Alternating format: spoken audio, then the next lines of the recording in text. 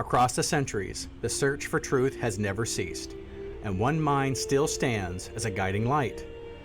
Welcome to the Thomistic Mind with Dr. Reed. I'm Dr. Jason Reed, Associate Professor of Philosophy and Chair of the Theology and Philosophy Department at Divine Word College Seminary. In addition to teaching seminarians and religious at Divine Word, I also teach those in formation for the Permanent Diaconate Program in the Archdiocese of Dubuque, offering courses like the Philosophy of God, Christology, Metaphysics, Epistemology, and Trinitarian Theology. Here, we walk in the footsteps of St. Thomas Aquinas, exploring the mysteries of existence, the nature of God, and the pursuit of wisdom that shapes the soul. That journey begins now.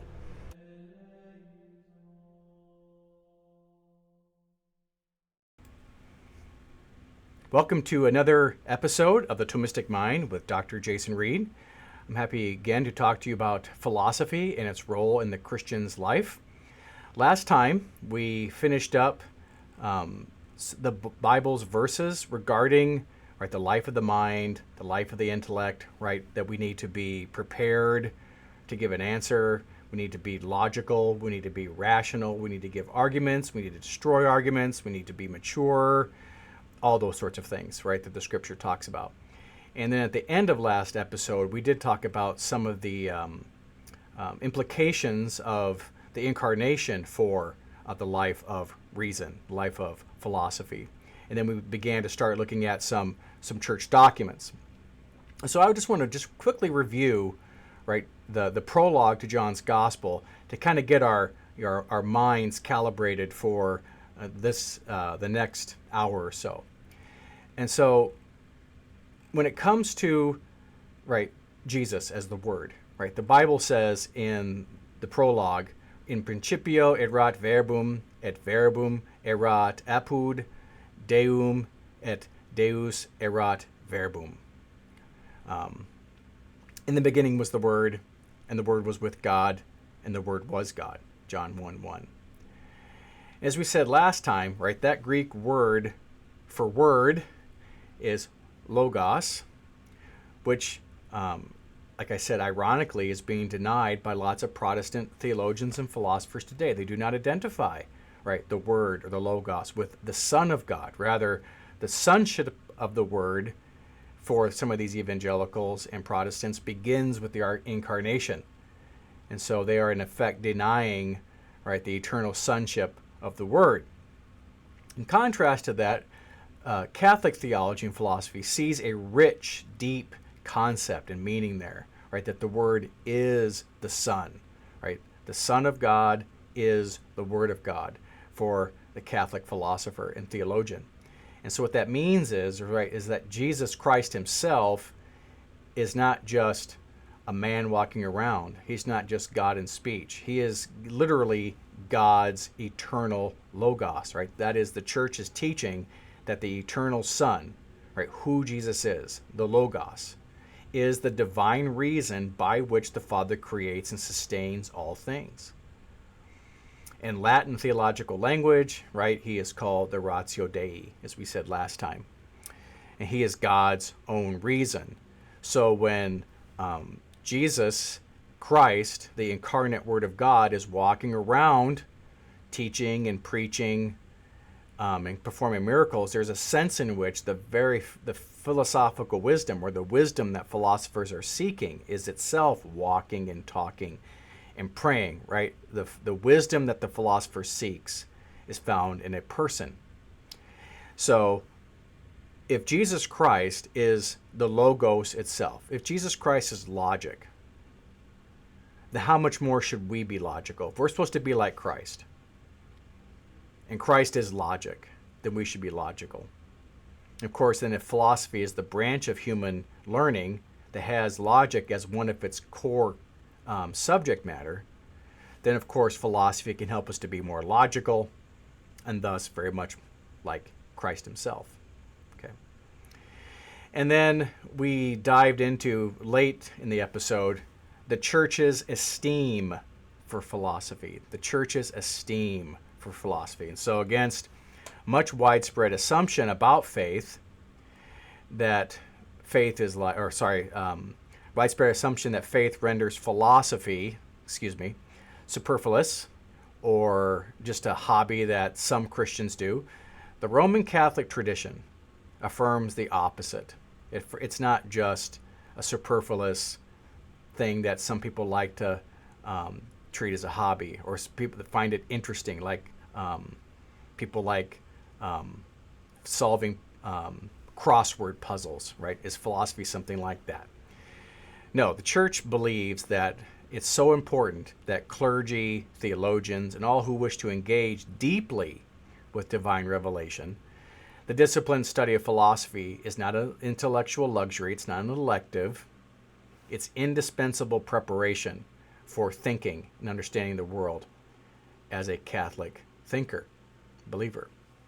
And so we see evidence of this, that is, we see evidence of the confidence in the mind in First Vatican Council's Dei Filius on the faith. It speaks very clearly. So again, I'm just going to repeat this, right? That this is an ecumenical council, right? The First Vatican is giving confidence in human reason. Now that might strike someone that believes and reads the scripture, right, and sees, man, it seems like the mind is darkened. Well, it doesn't mean that there aren't going to be difficulties, right? Confidence in the mind doesn't mean ease, that you can use your mind. Those are not the same thing. Confidence that the mind can do a lot of things isn't an automatic guarantee that minds can find things easily. No, we need to understand that. As a matter of fact, this is a very good thing to know, because doing philosophy and doing theology and trying to understand ultimate truths is not easy. It's very difficult. And so it can be very easy to get discouraged in one's pursuit of truth. It can be very discouraging when you're starting off in philosophy. We just had one of our metaphysics classes here today at the seminary. And it was the inaugural lecture on the nature of metaphysics. And metaphysics is that branch of philosophy that seeks to answer ultimate questions about what is real. And so the primary question of the metaphysician is, what is it to be real? What is it to be? Those sorts of things. And so it's very difficult. And so as I was explaining it to the class, I said, here's kind of a window into how you can understand metaphysics. Knowledge is always about something. Knowledge is always about something. So you can distinguish the different disciplines, the different sciences, by the knowledge that they're seeking. What are they trying to know about? Okay? And so as you start trying to see how difficult it is to know things, right? I'm trying to know the truth about living organisms, trying to learn the truth about, so I study biology, for example. I'm trying to learn the truth about, say, cosmology, or physics, or medicine, or economics, or history, so on and so forth, right? You need something to kind of, the confidence to say, look, if I keep working at this, I can get somewhere. There's always a very tempting, and I think the reason why it's tempting, because it's true. It's very tempting to draw parallels between the confidence in the mind and how difficult it is yet to live by it, with confidence in following God, but yet having the courage to do it, right? There are lots of things that we believe by faith and we know by faith, but living by faith is very difficult. So we need to have confidence, right? Because as we walk through the shadow of death, right, it can be very difficult. And so we've got the gift of revelation to help us through those hard times, right? Because it speaks clearly, right, that you can trust the process. You can trust what's happening, right? There is strength, and there is the ability to know the truth if you do theology. It's not going to be easy. Again, so the parallel then is to philosophy is what I tell the students, that metaphysics is going to be difficult, but it's not insurmountable. It's going to be difficult, but it's not insurmountable. And then we also need to think long term. We've really got to start thinking long term. There's so much of our schooling is, right, you've got a semester, and then you take your exams, then you're done. Go to the next semester, you take your exams, and you're done. Take the next semester, take your exams, and you're done. You graduate and go to get a job. And if you really think about it, how much stuff from our schooling do we actually remember? Right? Why? Because life goes by so fast, and we kind of, I think, treat learning just for school.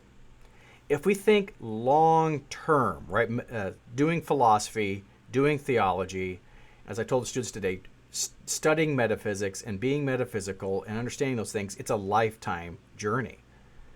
That's one of the great things about philosophy. It's one of the great things about theology, is that the older you get, the better you get at it, the more insight you get, the more that you grow in your mind. It just continues and continues and continues. So again, we cannot confuse the confidence, as I'm going to read this in a moment, the confidence that the council imbues reason with. We cannot confuse that with just how easy it's going to be to use it. Those are not the same thing. Okay. So here's again, now I'll read it. This is from De Filius for the First Vatican Council, speaking about the mind's ability and the confidence it has in the mind. Quote, "The same Holy Mother Church holds and teaches that God, the beginning and the end of all things, can be known with certitude by the natural light of human reason from created things. For the invisible things of him, from the creation of the world, are clearly seen, being understood by the things that are made." So if we reflect upon that church's teaching about certitude, it runs so counter to how so many Christians think about God's existence today. Right? As I mentioned last time, many, and I would argue most believers, and again, I think the data supports this, are philosophical agnostics. That doesn't mean you're not a believer. Now, to be a philosophical agnostic is to be committed or to believe something about the insufficiency of human reason to know certain things. Right? So a philosophical agnostic, when it comes to God, believes that the human reason is not capable of knowing whether there is a God or not. I'll say that again. Believers who are philosophical agnostics, they don't believe reason can establish that there is a God. So there must be some other way to know that there's a God, because they do believe. They just don't think reason can do this. Right? They don't think that reason has the resources to demonstrate the existence of God. And in my experience, the more that I've tried to, first of all, just quote that counsel, just quoting that to people, and showing, say, Romans 1:20 or Romans chapter 2 or Psalms or Wisdom chapter 13, the more I try to appeal to reason and philosophy to demonstrate the existence of a theistic God, there's so many Christians that push back against that. And the reason they push back against that is because they think I'm taking the faith away. No, philosophy in proving God's existence doesn't take faith away. So why? Because there's a sort of there's a paradox in faith and reason, right? The more that you can prove the existence of God, the more you know the truth about God. In a sense, the more obscure God becomes. I don't know if that makes sense. What I'm trying to get at, what I'm getting at is the more I can know that there is a creator God, the more obscure that God becomes. You just start to realize just how much you really don't know about this God. How just utterly different from anything you know that this creator is. So there's this obscurity built into philosophy that points to the need for faith. And what does faith do? Faith starts to meet that gap. Faith tries to remove that obscurity, giving you more truth about God, right? That he's personal nature, that he's revealed himself in Jesus Christ, that he's founded the church, that he made a covenant with and established it with the nation of Israel, so on and so forth. So, proving the existence of God does not remove faith. Faith is, and I would argue, it actually makes it more difficult. because you can't just say, well, I'm not quite sure. No, I do know. And I think some of you maybe are a little bit older in your faith. It's not what you don't know that bothers you. It's the more that you do know that's troubling, because it really exposes just what's at stake and how much is required of us. So this idea that proving the existence of God is something that reason can't do and that it removes faith, this Vatican Council corrects that philosophical error. Right? The appeal, and this has a lot of ramifications for witnessing. This is why John Paul II in Fideis et Ratio talks about why philosophy is really necessary for the new evangelization, because philosophy is something that can bridge all faiths, all different backgrounds, all different worldviews, because reason and philosophy is the one thing that everybody has to appeal to. Right? The laws of logic, the laws of reason, the laws of being. Right? Those are true for everybody. Okay? And you can appeal to that, right? An argument is valid and invalid for everybody. An argument is sound or unsound for everybody. That's the beauty of it. So, by the Vatican's appeal to the natural light of human reason and creation has a profound implication. It's that the existence and nature of God, it's not a private matter. It's not a sectarian matter. It's not a Christian matter. It's not a people of faith matter. These are truths are available to everybody. And again, that's quite shocking to our culture. It's quite shocking to our world today that you can prove the existence of God, that there are demonstrations for the existence of God. Yes, and so that as a church, as the council teaches here, that the truths about God are suitable for reasoned public inquiry. See, the power of philosophy is that, in an argument, is that an argument helps someone else see another point of view. An argument allows good communication, because you can say, here's my argument, and if the other person knows logic and argument, you can have a real conversation. This morning when we're talking about metaphysics, we were looking at the atheist philosopher Sam Harris, just as an example of how argument works. So Sam Harris is an atheist, and he denies the existence of an enduring self, right? Very much like the Buddhist denies the existence of an enduring self, right? And he's got a book called, I think it's like The Path to Spirituality. It's something like that, without religion. And one of the students in the class said, does Harris not get how contradictory that is? And that was a great teaching moment, because I said to the student, you don't, if you think that Sam Harris doesn't see that contradiction, then you don't understand what he means by spirituality and religion. For someone like Sam Harris, there is no soul. There is no God.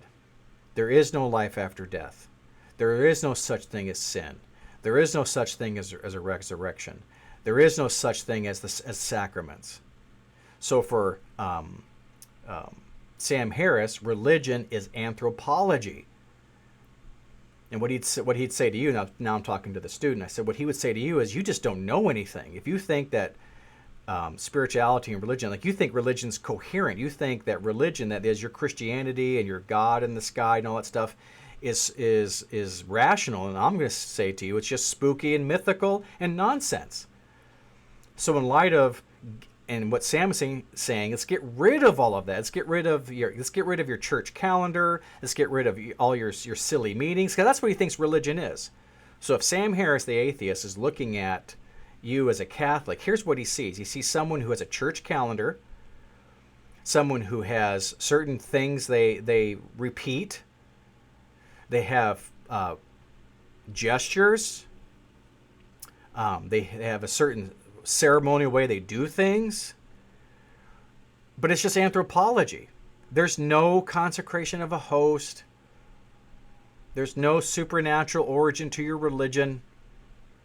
You're just one of the many different human traditions that people find meaning in. So for someone like Sam Harris, the Catholic Church would be like a great big Lions Club, a great big Rotary Club, where people have a lot of shared values, they have shared commitments, and they attend the same meetings, et cetera, et cetera.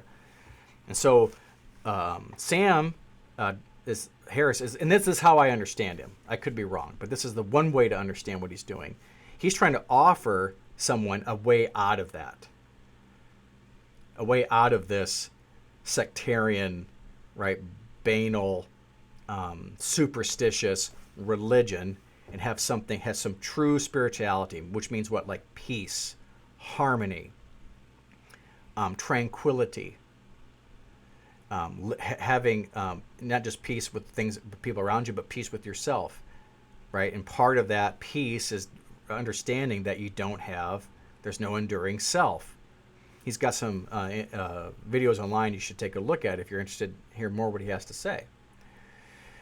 And so I told the student, that doesn't make him right, but you cannot just dismiss someone by saying, because what you're doing in your statement is you're taking your categories and you're imposing on someone else who doesn't share those categories and then blaming them for not understanding what you're saying. And so the student said, well, what are we supposed to do then? I mean, how do we? I said, we do philosophy. We can talk with Sam Harris and give philosophical arguments. We can do some metaphysics with him. Why? Because he knows the laws of logic. That is, Dr. Harris knows that if an argument's valid or invalid, what that means. He knows what sound and unsound means. He knows all those things. And so he knows that when you're going to argue with him, he knows what you're doing, and therefore he can say, okay, I think that premise is wrong. I'm not sure if that concept is clear. I don't see how that follows. And now we have real dialogue. Okay? And so why? Because the claim is, and Sam would get this, right, that the truths that about God's existence the Christians claiming is available to all. How does the atheist understand that? Because he doesn't believe it, right? The atheist does not believe that the truth of God's existence is available to all because it's not true. And if something's not true, of course it can't be available. Right? However, he would understand what we mean when we say it's available. We're claiming it's an objective truth. We're claiming it can be reasoned. We're claiming it's not just mere belief. We're claiming it's an objective reality, is an objective truth that calls for a rational acknowledgement. And so you rarely hear this today. You really hear this, that God exists as an objective truth, and therefore we're morally obligated to align our lives with him. It's an objective truth that there is a God that created the world. Therefore, it's objectively true we have a duty to worship this God. And how you start there, if we don't think it's an objective truth that there is a God, if we don't think it's an objective truth that we can establish the existence of God, then all the views about truth, goodness, everything downstream are going to collapse, or they'll be completely reconfigured. Okay? So we have to reclaim the courage and the belief, and this is where faith comes in. So it's maybe sort of a paradox here, but it takes faith to believe in reason's ability. It takes faith to believe that reason can do this. It takes faith to believe God doesn't lie. He doesn't deceive. And he's telling us through his church that reason, human reason, natural human reason, can establish the existence of a transcendent God who is infinite, self-existent, eternal, immutable, simple, perfect, all-knowing, all-powerful, etc., etc. So it takes confidence, right? It takes faith to believe that and to believe that you can do it. Okay. And then, of course, we talked about how the Catechism of the Catholic Church just reiterates this perennial truth, right? This is in paragraph 47 of the Catechism, and simply just reaffirms that human reason can do this, right? Quote, the Church teaches that the one true God, our Creator and Lord, can be known with certainty from his works by the natural light of human reason. So, in these pronouncements, the magisterium is affirming that philosophy, human reason, as a disciplined use to find the truth, a disciplined use of human reason to find wisdom, has genuine theological significance. Now, our current Pope's namesake, Pope Leo XIII, on August 4th, we're going to look at some papal documents here now. Sorry for the quick transition there. I'm transitioning into some of the historical witness of the last few of the popes, recent popes. On August 4th, 1879, our Pope's namesake, Leo XIII, issued the encyclical Aeterni Patris on the restoration of Christian philosophy. And so he says in section 4 of that letter, that encyclical, he says, quote, philosophy, if rightly made use of by the wise, tends in a certain way to smooth and fortify the road to true faith, and to prepare the souls of its disciples for the fit reception of revelation.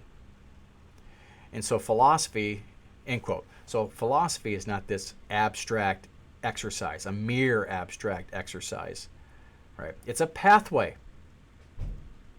It leads somewhere, and according to Leo XIII, that leads to the truth.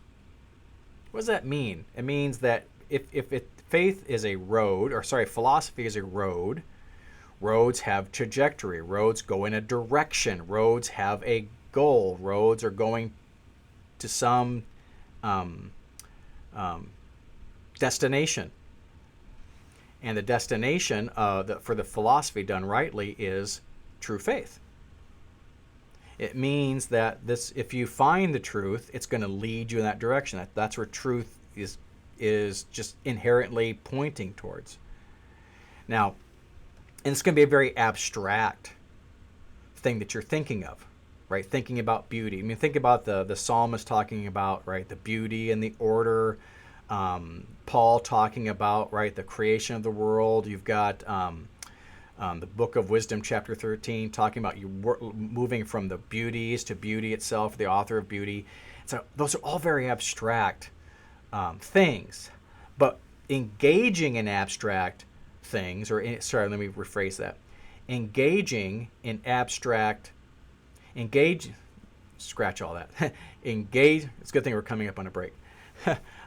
Engaging in thinking about things that have an abstract nature is anything but an abstract exercise.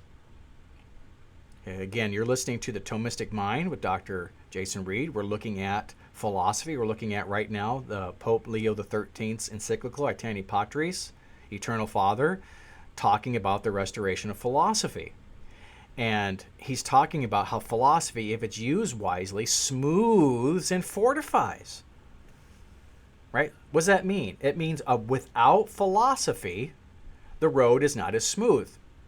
Without philosophy, the road is not as safe. Of course, philosophy, it's got to be rightly used. That's why we've got someone like St. Thomas Aquinas. That's why if you have a Thomistic mindset, then you are rightly using the philosophy in a wise way. Right? So think of it this way, and then we'll come back after the break. Think about someone who has embraced moral relativism, right? There's no such thing as one moral truth. Everyone has their own moral truth. Well, if there is no such thing as objective moral truth, I think one thing happens, they don't think they're that bad of a person.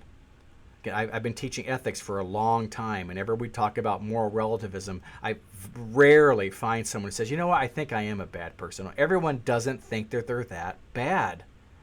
It's kind of a default position, especially in our world today, where I'm not that bad. Well, if you're not that bad of a person, because there isn't any really objective truth of the matter, well, then what are you going to think about sin? What are you going to think about the gospel? So I'll just pause right there. We'll take a 2-minute break.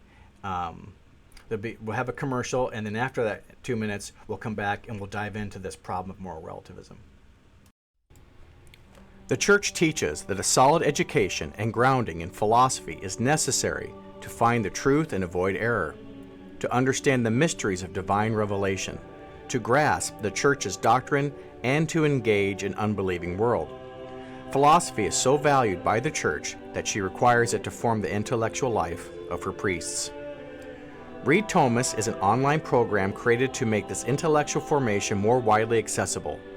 Developed and taught by Dr. Jason Reed, the courses combine academic rigor with a spirit of faith, presenting the great themes of classical and Thomistic philosophy in a way that is clear, structured, and faithful to the Catholic intellectual tradition. Participants encounter fundamental questions of philosophy through topics such as the pursuit of wisdom, an introduction to philosophy, an overview of philosophy's origins, methods, and enduring questions. There's He Who Is, examining the classical view of God's attributes and their theological and spiritual implications. We also have The Mystery of Existence, the philosophy of creation, exploring the metaphysical principles underlying the doctrine of creation. Then we have The Three-Person God, the mystery of God's inner life, a philosophical study of the Trinity's inner relations. There's also St. Thomas Aquinas' Philosophy of the Angels, where we consider the nature and role of spiritual beings in Thomistic thought, and further courses that engage the treasures of the Catholic intellectual tradition.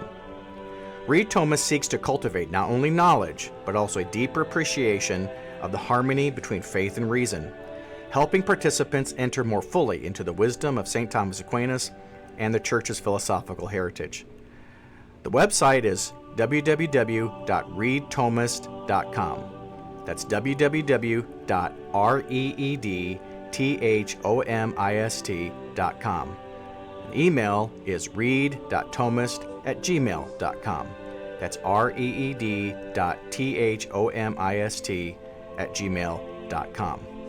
At Read Thomas, we believe the life of the mind is for every Christian.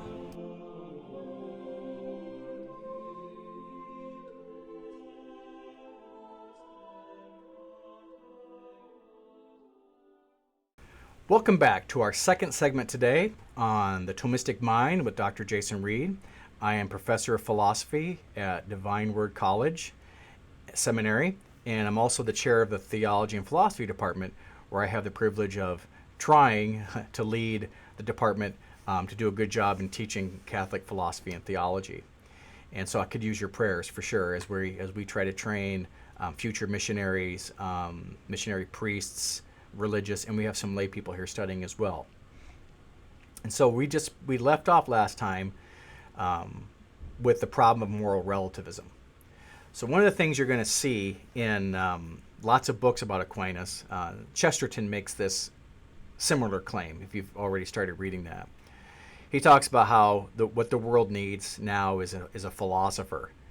What the world needs now is a philosopher like Aquinas. And I think one of the reasons why we really do need a philosopher today, because only philosophy can really handle one of the major obstacles to the church growing, church attendance, right? People's personal faith, holding on to your faith. And that's the problem of moral relativism. Moral relativism. So let me talk a little bit about that. So this will be a little bit of sort of like a philosophy course, for lack of a better term, here for the next how many minutes this takes. So in what's called moral philosophy, there are different ways of understanding the nature of moral truth. And so when you think about a moral truth, when you add ISM to something, you turn that root word into a system of thought, into a philosophy. So there are lots of things that are relative, right? I mean, we've got general relativity, right? Some things are tall relative to other things and short relative to others. So there's nothing wrong with relative, right? It's a fine word and we use it all the time. But relativism is a philosophy that makes relativity the basis of one's thought. And then when you add moral relativism, then you're saying that at bottom, morality, right and wrong, good and evil, beautiful and ugly, is relative. Relative to what? Well, then once you fill in what it's relative to, then you have different kinds of relativism. One form of moral relativism is ethical subjectivism. An ethical subjectivist believes that right and wrong are determined by the individual, the subject. Your personal and my personal preferences, our tastes, our likes, our dislikes. And so what that means is that something becomes good in virtue of the individual liking it, preferring it, desiring it. So this kind of moral relativism, called ethical subjectivism, right, doesn't believe that right and wrong exist until someone has a feeling about something, has an opinion about something, has a taste about something, has a preference for something. And so just as there are many different preferences, there are many different moralities. And I don't think, and you hear this all the time, right? Well, that's just your opinion. Is this right? Well, that's your view. Should we fornicate? What about premarital sex? Well, there are people who think that you should, and there are people that think that you shouldn't, right? There are just different opinions about it. It's right for some people, it's wrong for others. It's like we treat morality like we're choosing a diet, right? Do you like low sodium? That's great for you. If you like, or even exercise. I like to run, you like to walk, right? Do you want to have premarital sex or not? Well, it just depends on your preference. That's ethical subjectivism. And an example of ethical subjectivism, this is years ago, and I was getting my hair cut at a salon in somewhere, I think it might have been somewhere in Cedar Rapids. And pleasant enough person cutting my hair. We got into a conversation about what I did for a living. And so I said I teach ethics and, critical reasoning and that kind of stuff. Philosophy tends to, I didn't want to throw philosophy at him. Anyway, so I teach ethics, reasoning, that kind of thing. And this person that I was working, cutting my hair said, well, I took an ethics class. I'm like, here we go. I took an ethics class. So I said, okay, that's great. What did you think of the theories? Do you have, right, a moral theory? And the person said, oh yeah, I think everyone has their own view. Everyone has, what's right for you is right for you, and what's right for me is right for me. There's just, there's no right for everybody, but we should be tolerant, etc. And I said something like this. I said, well, what if I feel like catching puppies on pitchforks? Or what if I think about, just being really cruel to someone on a bus? What if I prefer that? What if I prefer, violence? And the person kind of stood back. Well, that's terrible. I would never do that. I said, I know you wouldn't, because that's your morality. But you're not going to say I'm wrong. You can hear a pin drop. Then they said to me, what just happened? I mean, how could you say that?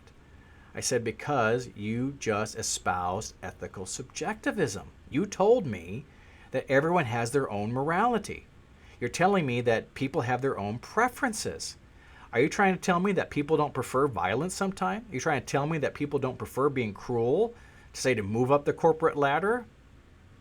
Well, yeah. Well, I mean, if you say that being good means I like it and being bad means I don't like it, that's exactly what you get. And she said, explain to me what just happened. I said, what happened to you is the trajectory of truth. The directional nature of truth. It doesn't care how you feel. It doesn't care how you, what you want it. Truth goes in a certain direction. And the direction that the truth that you are espousing goes in this direction, right? Namely, if you feel a certain way, then you're right. If you don't feel a certain way, then you don't have to do it.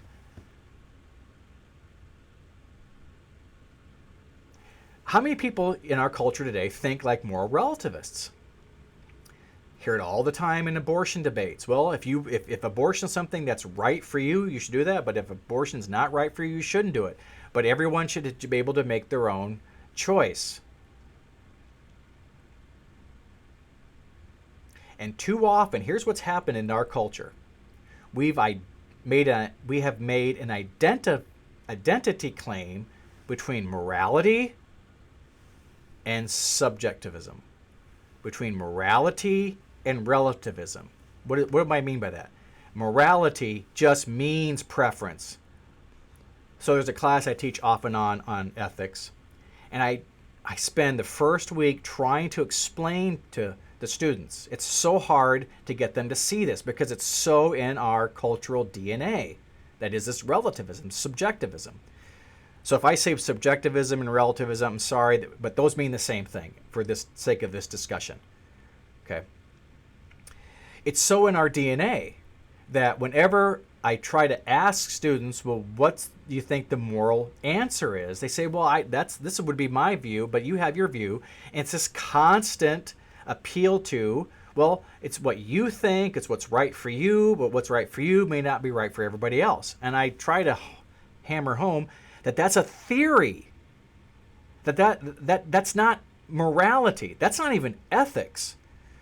No, that's a theory within ethics. Not everyone. As a matter of fact, the vast majority of philosophers are not moral relativists. It's actually quite rare to find a philosopher who is a moral relativist. And why is it rare? Because of this absurdity, right? That you can just like something and it makes it okay, that people can just say what's right for you is right for you. Well, if you don't feel that way, you can choose differently. It's such an absurd position that no reflective philosopher is going to embrace that. Because it just doesn't, it's not even ethics. It's about what you like. It's more like self-description than morality. However, in our culture, because we're so moral relativistic, then how do you think most of the people in your life, in my life, in our neighborhoods, in our churches, in our pews, understand the truth about Catholicism, understand the truth about revelation, understand the truth about philosophy, theology? They think it's, well, I like this part of the church's teaching, I don't like that part of the church's teaching. There's that relativism. We really don't believe in sin because we don't believe there's a moral law. And why isn't there a moral law? Because it doesn't make any sense. Well, I'm not hurting anybody. What's the problem? I'm relatively a good person. What's the problem? I have my own ways of seeing things. You have your own ways. What's the problem? It's very superficial. It's very immature. And it's a problem. How does this get dealt with? Philosophy. One of the things that I can say that's great about teaching that class is by the end, people start to see the absolute bankruptcy of moral relativism. And then what happens when someone sees the bankruptcy of moral relativism? Well, then you believe that morality is objective. Now we can have a debate. Because ethics and morality gets really interesting when you debate different theories on objectivity. Is it Kant's deontology? Is it John Stuart Mill's utilitarianism? Is it Aristotelian virtue ethics? Is it Thomistic natural law? We have all these different theories about how to ground the objectivity of morality. And that's when you get to real philosophy, real engagements. So what's the point here? The point is that the road to relativism can't lead to the truth. And so if so many people are on the path of moral relativism, they simply cannot go in the direction of true faith. Because they don't have the necessary beliefs to understand the true faith. That is, they don't think they're actually submitting something. They don't believe in thinking something through to see if there's something they should conform to. It's all preference.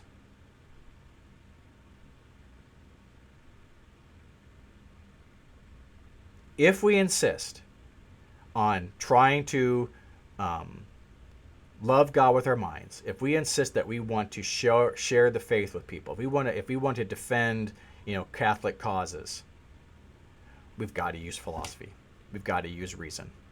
I was giving this person I was talking to an argument, and showing the person I was cutting my hair just where these ideas lead. They just lead in that direction. There's nothing you can do about it. And then I comforter tipped big. That's one of the reasons I don't like getting into philosophical discussions at restaurants and hair salons, because I I have to tip a lot because I don't because I really probably was pretty aggressive in the debate anyway. So if we're going to try to witness to our culture, right, to be a Paul in the world around us with all these distractions and all these competing worldviews, the better we are at philosophy, the better we are at reasoning, we can start to get people, as the Pope says, on a smooth path, on a strong path. And so this is precisely the role of philosophy in the life of the believer. This is precisely the role of philosophy in the life of faith. According to Leo XIII, it smooths and fortifies the intellect, and it prepares us to receive divine relation. It clears obstacles in the mind. It strengthens our reason. It sharpens our understanding so that we may apprehend and understand something, not simply just blindly, but we can intelligently think something through. One of the famous examples of how philosophy can use to smooth and fortify the road and the path to the true faith is St. Augustine, whose feast day is in August. St. Augustine is arguably the most influential non-canonical thinker in the history of the Church. If you ever read his confessions, about his journey, he is explicit, he is clear about the role that philosophy played in his life. Just a real quick thing about Augustine, he was raised in North Africa, in a place where sort of a rural, kind of a fundamentalist Christian area. And so he didn't get a real strong theological, philosophical formation in the faith. And so when he looked into the scripture through, say, the Manichaean eyes or philosopher's eyes, he just thought it looked silly. And in the middle books, I think starting book 7, but don't quote me on that, I think it's book 7, he runs into the Platonists, the philosophers that were following Plato. And he says he may not have been converted if it weren't for their insights. That is, the Neoplatonic philosophy, the philosophy of Plotinus, Proclus, all these, and arguably, of course, Plato. What did they show and prove to Augustine? They showed him profound truths. One thing they showed him, that God is a spirit, that God is immaterial. They proved that to him. That God is omnipresent. They showed that to him. They convinced him that the world that God created, the world around us, is good. They showed him, and probably the most important thing, how to think about evil. Evil is not a substance. Evil is not a thing, but it's a privation of the good. It's a lack of a good. And so what are these philosophical truths doing? They are preparing Augustine's mind. They're soothing and fortifying the truths, preparing towards his faith. Right? These philosophical truths, they are preparing Augustine's mind and his path towards the faith. That is, they made it possible for him to grasp God's existence and a spirit, infinite being, and the moral order, and then ultimately embrace salvation. So philosophy, as far as Augustine's concerned, is not a rival to the faith. It's a handmaid. It's a guide. It's a clarifying lens. It helps us, or helps our minds be open. Because if you believe that there's a God, well, then maybe he's revealed himself. So philosophy can open up the mind to maybe there's some revelation. Helps us to receive revelation maybe with some clarity. And it also helps us to receive revelation with conviction. We know this is true. Why? Because I'm convinced. I'm not crazy about it, but I've got no place else to go. So it reminds us of a simple truth. That is, philosophy being not the rival. It's a simple truth, but unfortunately we have forgotten it.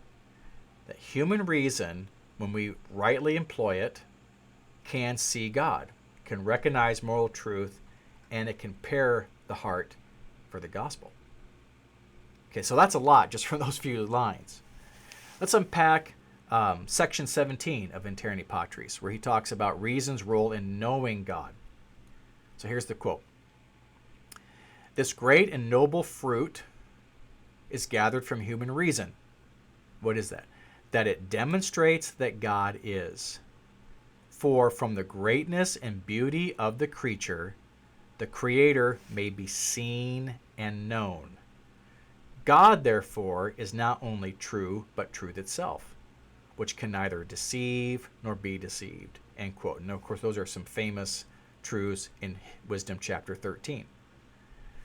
So let's unpack this carefully.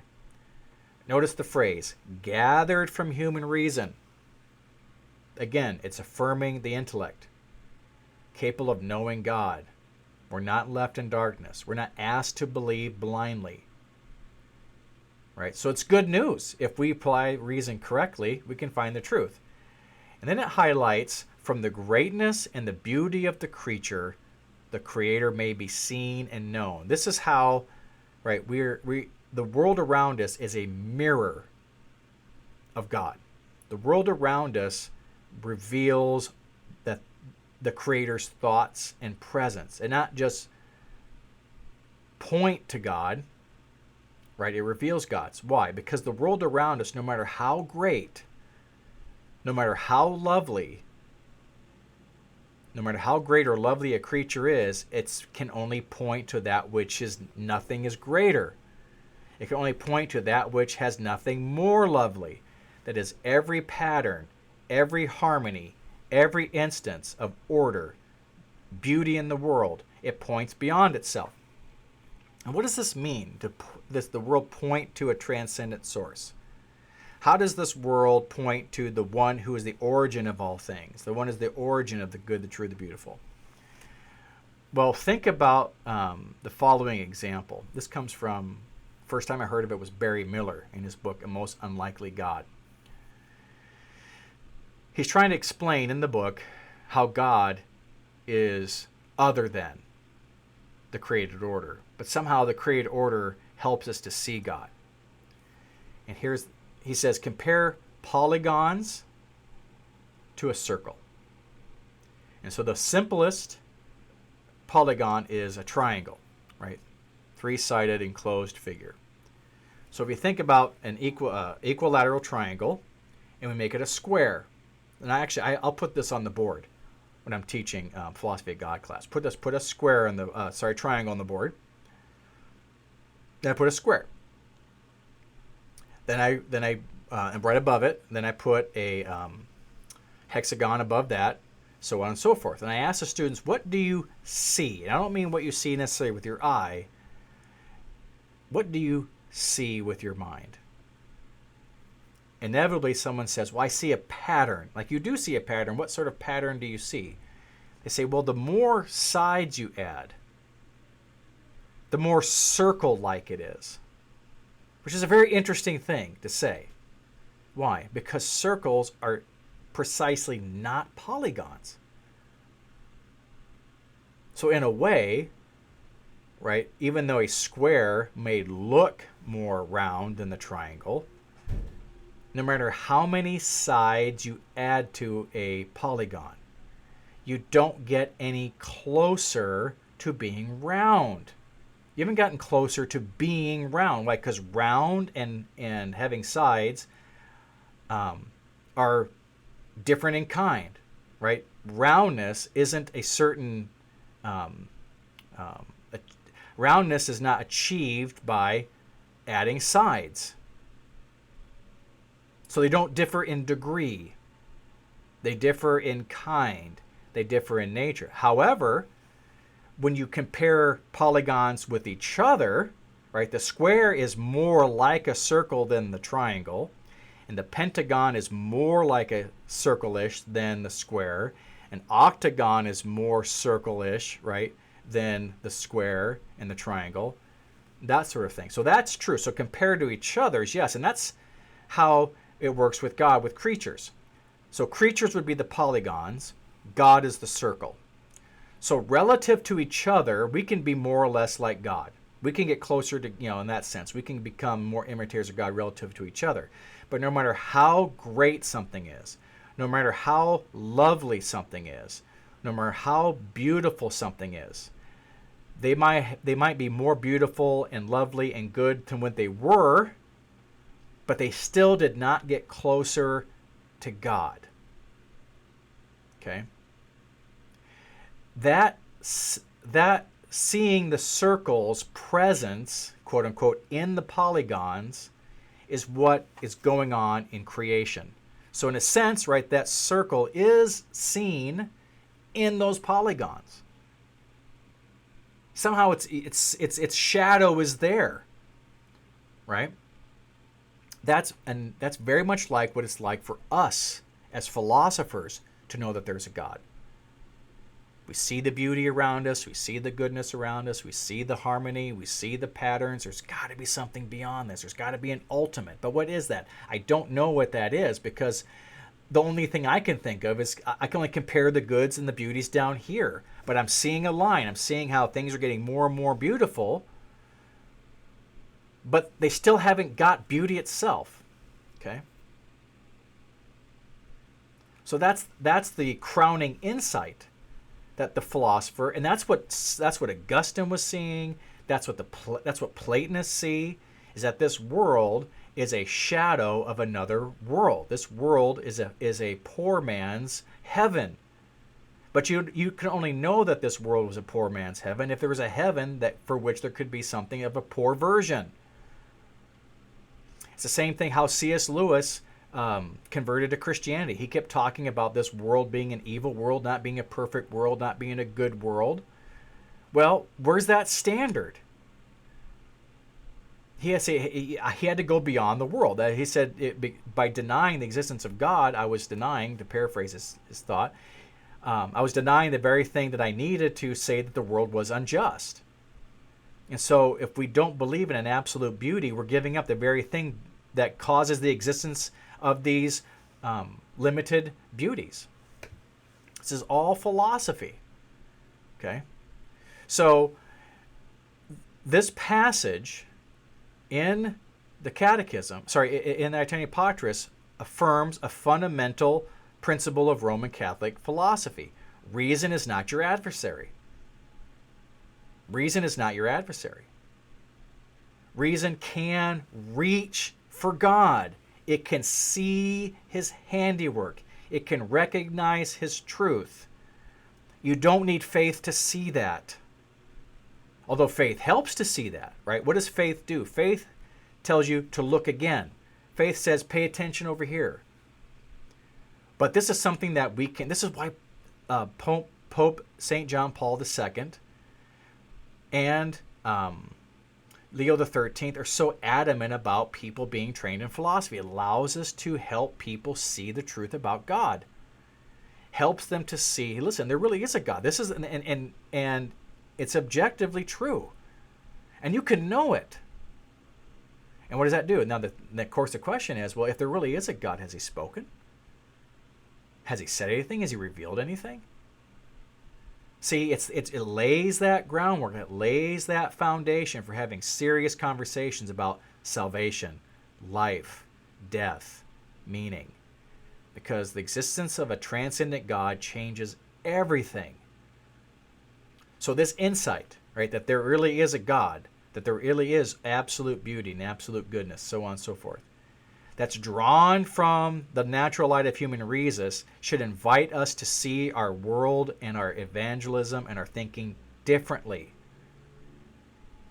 Every act of contemplation, every observation of beauty, any engagement with truth becomes a doorway to the Creator himself. And that's kind of my last thought here.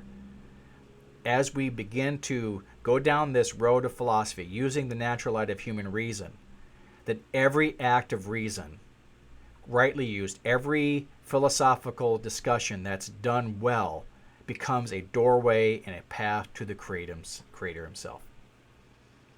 You've been listening to the Thomistic Mind with Dr. Jason Reed, professor of philosophy at Divine Word College Seminary and the chair of the Theology and Philosophy Department, where I teach lots of Greek philosophy courses. I also have an online classes, which you saw in the commercial in the middle. So I'll leave you with that today. And please be thinking about these things. And I look forward to seeing you next time.